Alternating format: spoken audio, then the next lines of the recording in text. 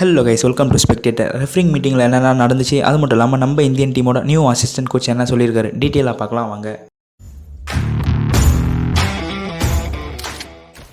So இனிஷியலாக நம்ம Indian football டீமோட நியூ அசிஸ்டன்ட் கோச் பற்றி தான் டீட்டெயிலாக பார்க்க போகிறோம். ஆக்சுவலாக நம்ம டெக்னிக்கல் கன்சல்டண்ட்டாக நம்ம உங்களுக்கு அனௌன்ஸ் பண்ணியிருப்பேன். ஆக்சுவலாக அவர் பார்த்தீங்கன்னா நம்ம இந்தியன் டீமோட அசிஸ்டன்ட் கோச்சாக ஜாயின் பண்ண போகிறாரு, ட்ரேவர் சின்க்ளேர். ஸோ இவர் பொறுத்த வரைக்கும் பார்த்தீங்கன்னா நம்ம இந்தியன் டீம் கத்தாரில் இருக்காங்க. ஏஎஃப்சி ஏஷியன் கப்புக்காக கத்தாரில் மூவ் பண்ணியிருக்காங்க, டோஹாவில் இருக்காங்க. அப்கமிங் மேட்ச் பார்த்தீங்கன்னா ஆஸ்திரேலியாவுக்கு எதிராக 13th ப்ளே பண்ண போகிறாங்க, January 13. ஸோ இந்த ஏஎஃப்சி ஏஷியன் கப் பற்றி என்னென்ன ப்ரொசீஜர்ஸ், என்ன ப்ளே, எப்படி மூவ் பண்ணால் நம்ம நெக்ஸ்ட் லெவல் போக முடியுன்ற மாதிரி கம்ப்ளீட் இன்ஃபர்மேஷன் பார்த்தீங்கன்னா ஏஎஃப்சி ஏஷியன் கப் வீடியோவில் நான் கம்ப்ளீட்டாக கொடுத்துருப்பேன். இப்போ ஏஎஃப்சி ஏஷியன் கப்பில் நம்ம டீமோட ஜாயின் பண்ண நம்ம சின்க்ளேர் என்ன சொல்லியிருக்காருன்னு தான் பார்க்க போகிறோம். ஸோ அவரை பொறுத்த வரைக்கும் பார்த்தீங்கன்னா அவரோட வயசு பார்த்தீங்கன்னா 50 வயசு ஆகுது. ஸோ நம்ம நேஷனல் டீமோட அசிஸ்டன்ட் கோச் மகேஷ் கவாலியோட சேர்ந்து இணைய போகிறாருன்ற மாதிரி சொல்லலாம். அந்த வருஷத்தில் நான் ரொம்ப இம்ப்ரெஸ்ஸாக இருக்கேன். ஸோ கிட்டத்தட்ட இங்கே இருக்கிற பிளேயர்ஸ் ரொம்ப ஹார்ட் ஒர்க்கிங்காக இருக்காங்க, ரொம்ப உற்சாகத்தோடு இருக்காங்கன்ற மாதிரி சொல்லியிருக்காரு. அது மட்டும் இல்லாமல் அந்த பிளேயர்ஸ் பார்த்தீங்கன்னா ஸோ ஸ்டாஃப்ஸோடையும் சரி, இகாஸ் டீமாக்ஸோடையும் சரி, அந்த ரிலேஷன்ஷிப் ரொம்ப சூப்பராக இருக்குது. அவங்க ரொம்ப ஹார்ட் ஒர்க் பண்ணிட்டு வராங்க, அவங்களோட கண்ட்ரிக்காக அவங்களோட பெஸ்ட்டை கொடுக்கறதுக்குன்ற மாதிரி சொல்லியிருப்பாரு. ஸோ இப்போ அவர் என்ன சொல்லியிருக்காருன்னு அவரை பற்றினா, நான் ஒரு ஃபார்வர்ட், ஸோ ஒரு கிரியேட்டிவ் பிளேயர். ஸோ என்னை பொறுத்த வரைக்கும் ஒரு ஃபைனல் தேர்டில் மூவ் பண்ணால் எப்படிலாம் நம்ம அந்த இடத்த ஹேண்டில் பண்ண முடியுன்ற மாதிரி சொல்லியிருப்பாரு. அது மட்டும் இல்லாமல் எல்லாமே கோச்சிங் புக்கில் வந்திருக்காது. ஸோ நம்ம ஒரு பிளேயரை பார்த்து அவங்க எப்படி, அவங்களோட குவாலிட்டி என்ன, அவங்க எப்படி பெர்ஃபார்ம் பண்ணுவோன்ற மாதிரி நம்ம அனலைஸ் பண்ணுறதுக்கு ஏற்ற மாதிரி தான் அந்த சுச்சுவேஷனில் அவங்கள பர்ஃபெக்டாக ஹேண்டில் பண்ண முடியுன்ற மாதிரி சொல்லியிருப்பாரு.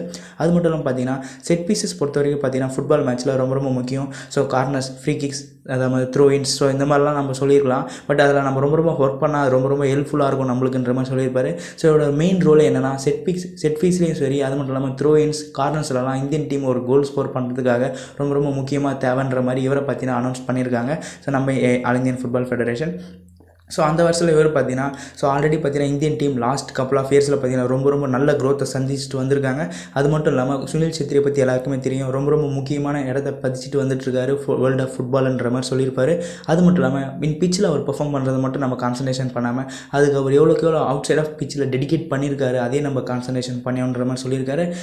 மற்ற நம்ம ஏஎஃப்சி ஏஷியன் கப்பில் ஸ்குவாடில் இருக்கிற மற்ற 3 டீம்ஸோட கம்பேர் பண்ணும்போது நம்ம ரொம்ப லோவாக தான் இருக்கும். பட் கண்டிப்பாக இந்த சேலஞ்சை நாங்கள் ரொம்ப அக்செப்ட் பண்ணி ஆகணும். ஸோ என்ன தான் நான் இங்கிலீஷ் ஃபுட்பாலில் பொறுத்த வரைக்கும் நான் ஒரு 4th டயர்லேருந்து ரொம்ப முன்னேறி வந்திருக்கேன். ஸோ எனக்கு தெரியும் நம்ம எப்படி பெர்ஃபார்ம் பண்ணோம், எவ்வளோ ஹார்ட் ஒர்க் நாங்கள் பண்ண வேண்டியது இருக்குன்ற மாதிரி.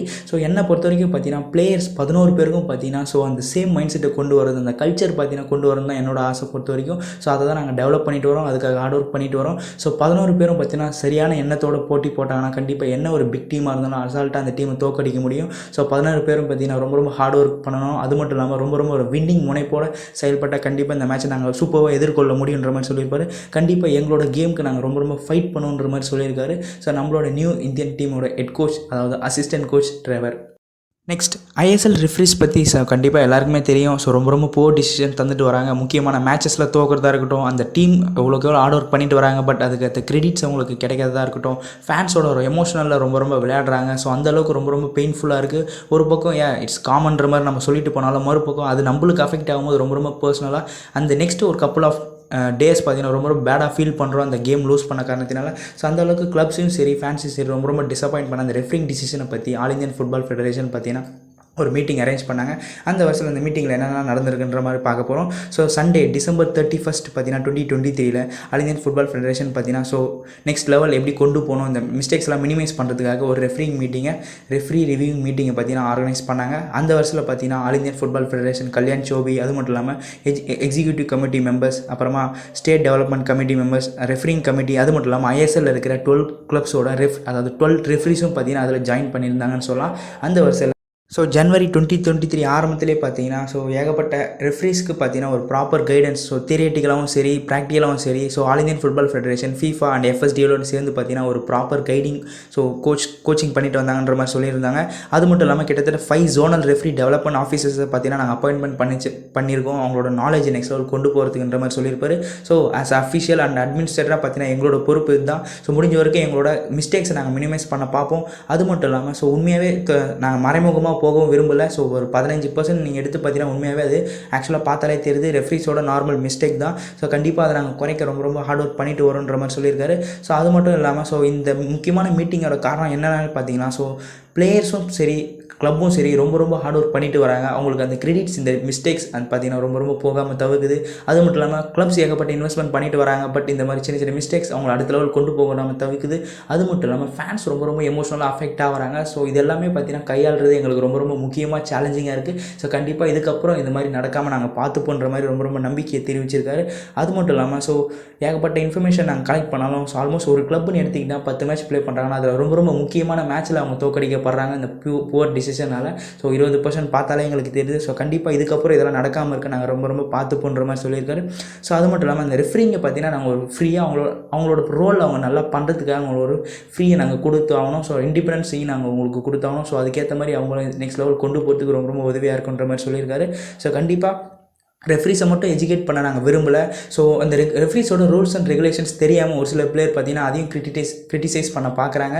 ஸோ அந்த காரணத்தினால ஃபேன்ஸும் சரி கிளப்ஸ் அஃபிஷியல்ஸும் சரி ஸோ ஒரு சில ரூல்ஸ் அண்ட் ரெகுலேஷன் தெரியாமல் அதை கிரிட்டிசைஸ் பண்ணாமல் அதை புரிஞ்சிக்கிட்டால் ரொம்ப முக்கியமாக இருக்குன்ற மாதிரி கிளப்ஸ் அதுக்கான முன்னேற்றத்தை ரொம்ப எடுத்து பண்ணணுன்ற மாதிரி சொல்லியிருப்பாரு.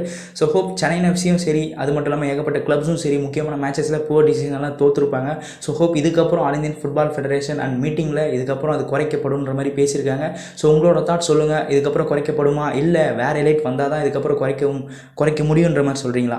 அது மட்டும் இல்லாமல் கலிங்க சூப்பர் கப் இடையில பார்த்தீங்கன்னா so ISL and I league கிளப்ஸோட மேனேஜர்ஸும் சரி கோச்சஸும் சரி ஸோ ஒரு மீட்டிங் ஆர்கனைஸ் பண்ணிருக்காங்க. அந்த மீட்டிங்கில் என்னென்ன நடக்க போகுது என்னென்ன டிஸ்கஸ் பண்ணாங்க நம்ம கம்ப்ளீட்டாக அந்த மீட்டிங் முடிஞ்ச பிறகு நம்ம டிஸ்கஸ் பண்ணலாம். ட்ரான்ஸ்ஃபர் விண்டோ வேறு ஓப்பன் ஆயிருக்கு. ஸோ கண்டிப்பாக ஏகப்பட்ட பிளேயர்ஸ் இன்க்ளூடிங் சென்னை எஃப்சியும் பார்த்தீங்கன்னா ரொம்ப ஆக்டிவாக இருக்காங்க. அவங்களோட கிளப்பை ஸ்ட்ரென்தன் படுத்த ஏகப்பட்ட பிளேயர்ஸை ட்ரான்ஸ்ஃபர் பண்ணி கொண்டு வர பார்க்குறாங்க. அந்த வருஷத்தில் ஏகப்பட்ட இன்ஃபர்மேஷன் அப்கமிங் டேஸில் சுட எந்தெந்த கிளப்பில் எந்தெந்த பிளேயர்ஸ் போக இருக்காங்கன்ற மாதிரி நம்ம கம்ப்ளீட் இன்ஃபர்மேஷன் உங்களுக்கு ப்ரொவைட் பண்ணிருக்கோம்.